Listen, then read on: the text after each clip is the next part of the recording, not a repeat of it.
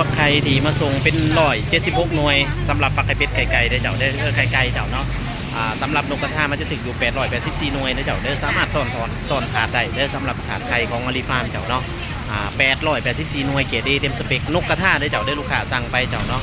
นกกระทา884หน่วยเกรด A เต็มสเปกพัดลมฮัตตาริได้เจ้าเด้อที่อลิฟาร์มใส่จะมีทั้งบนหมอแบบเฉพาะของมันเจ้าเนาะโครงพริกไข่เป็นโลเสาเป็นโลเจ้าเนาะไม้อัดหนา1.5 เส้นแล้วก็ติดแผ่นพิมพ์กระหน่ำเลยเจ้าเด้ออลิฟาร์มเฮ็ดทั้งหมดน่ะประมาณ10 กว่าปีเลยเจ้าปัจจุบันเลยเนาะลองผิดลองถึงสารพัดเจ้าเนาะปัจจุบันเนี่ยก็ถือว่าใส่งานได้ดีเจ้าเนาะสำหรับลูกค้าท่านใดอยากได้ก็ติดต่อมาหาเจ้ามีหลากหลายเกรด A B C D E เนาะถามว่าเกรดมันเป็นหยังเจ้าก็คืออะไรที่เขาใส่เจ้าเนาะ